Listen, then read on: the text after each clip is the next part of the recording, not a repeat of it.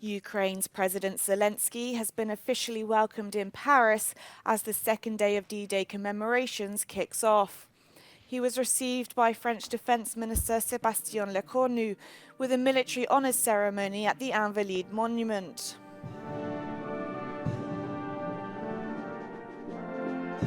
Zelenskyy then made a 20-minute speech at the National Assembly, the lower house of the French Parliament, in which he drew parallels between the sacrifices made during World War II and his country's current fight with Russia. The Ukrainian president will meet with more French officials, including President Emmanuel Macron, at the Élysée Palace later on. Zelenskyy has also met with US President Biden as Kiev's army endures its hardest days of fighting since the early weeks of Ukraine's war with Russia. The United States is Kiev's biggest supplier of wartime support, and this week officials said a further $225 million, including munitions for the high-mobility artillery rocket system, as well as mortar systems and an array of artillery rounds, will be sent to Ukraine.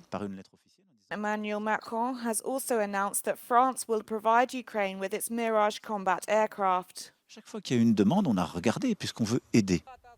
Ukrainian officials are saying they're preparing for what could be a tough summer ahead.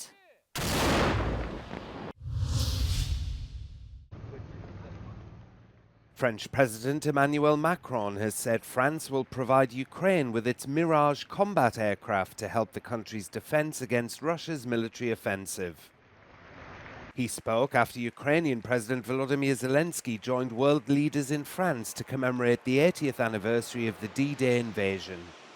Demain, nous allons lancer une nouvelle coopération et annoncer la cession de Mirage 2000-5, qui sont des avions de combat français, qui permettront à l'Ukraine de protéger son sol, son espace aérien. Et donc, dès demain, nous allons lancer un programme de formation des pilotes et puis de cession de ces avions qui permettra d'ici à la fin de l'année. Macron also said France will start training Ukrainian pilots as he reiterated that Ukraine should be allowed to use Western-provided weapons to strike Russian military targets. The Netherlands and Denmark promised last year to give F-16 warplanes to Ukraine, and the United States is training Ukrainian pilots at a base in Arizona. The promise of French aircraft will likely be welcomed in Kyiv. Ukraine is currently fighting to hold back a renewed Russian push in eastern areas, including the border regions of Kharkiv and Donetsk. Russian troops are seeking to exploit Kyiv's shortages of ammunition and soldiers along the front line. Zelenskyy is due to meet French officials in Paris on Friday.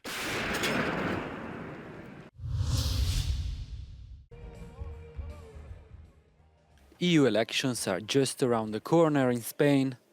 The campaign saw political parties putting on a harsh confrontation. The debate focused on both local and international issues. Hemos estado hablando mucho sobre cuestiones que tienen que ver con política internacional, pero no necesariamente relacionadas con la Unión Europea. Por ejemplo, la crisis diplomática con Argentina o el reconocimiento de Palestina han sido algunos de los temas que más han marcado este primer tramo.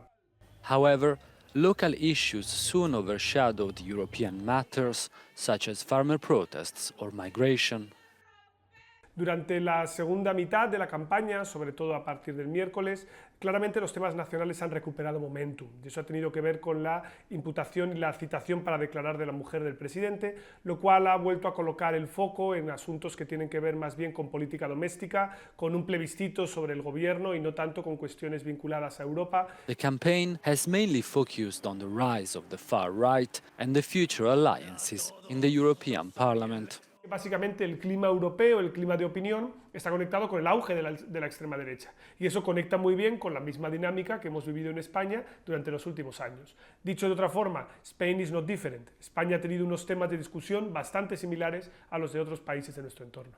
While national parties try to gauge their strength in the elections, turnout remains a crucial factor. Usually, barely 40% of Spaniards go to the polls in European elections. España vive inmersa en una perpetua campaña electoral desde hace meses, quizá años. La gran polarización que vive la sociedad española puede generar un aumento de la participación en estas elecciones o, por el contrario, pondrá a prueba el hartazgo, el hastío de los ciudadanos españoles que tienen que acudir de nuevo a una cita electoral. Todo lo sabremos el próximo 9 de junio. En Madrid, Jaime Velázquez, Euronews.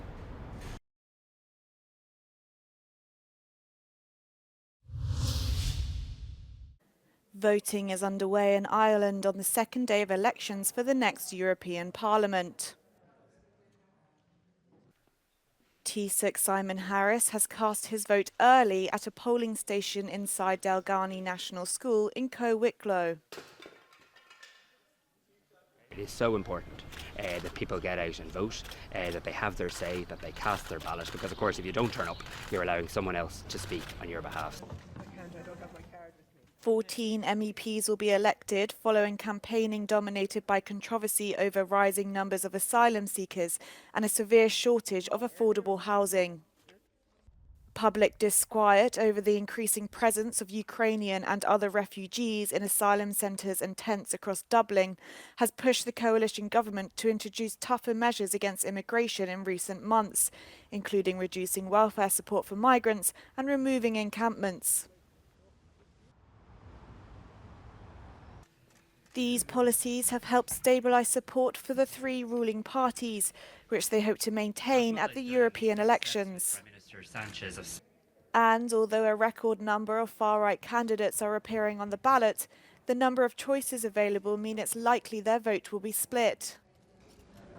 But voter frustration with migration appears to have dented the prospects of Sinn Féin, Ireland's main opposition party, which has seen its popularity drop in the polls. The question of the border. Voting is also taking place domestically in Ireland, with polls open both for the local elections and the mayoral contest in Limerick.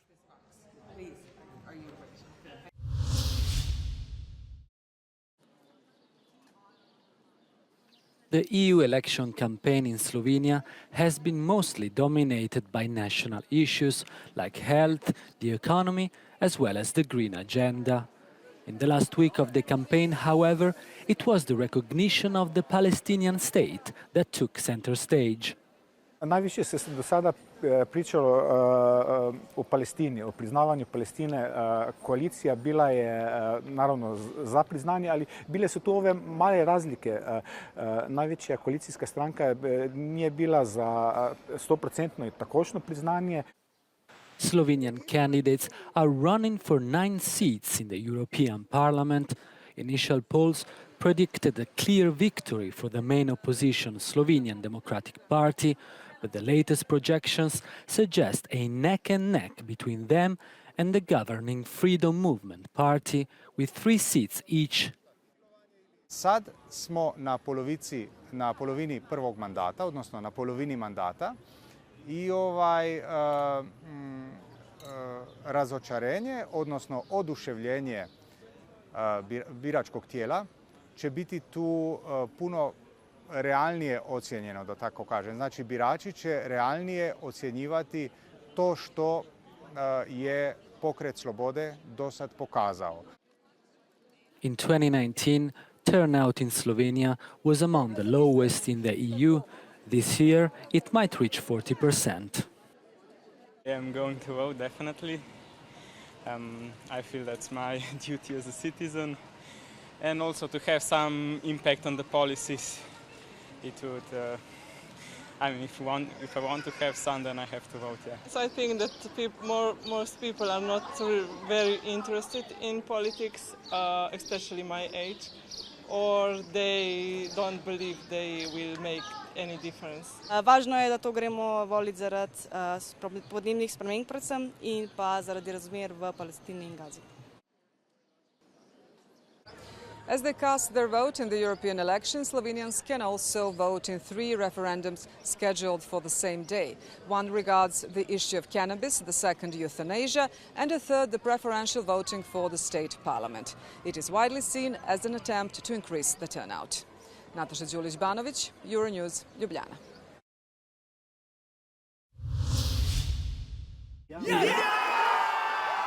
A shout of relief after the exit polls. The Green Left Labour list in the Netherlands is projected to send 8 MEPs to Brussels. Geert Wilders' Party for Freedom and Democracy is expected to win 7 seats.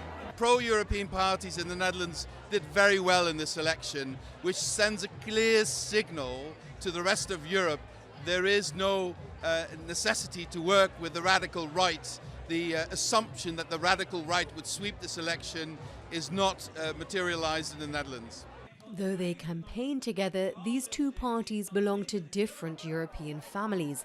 Labour is part of the Socialists and Democrats, and the Green Left is part of the Greens. Geert Wilders did not celebrate.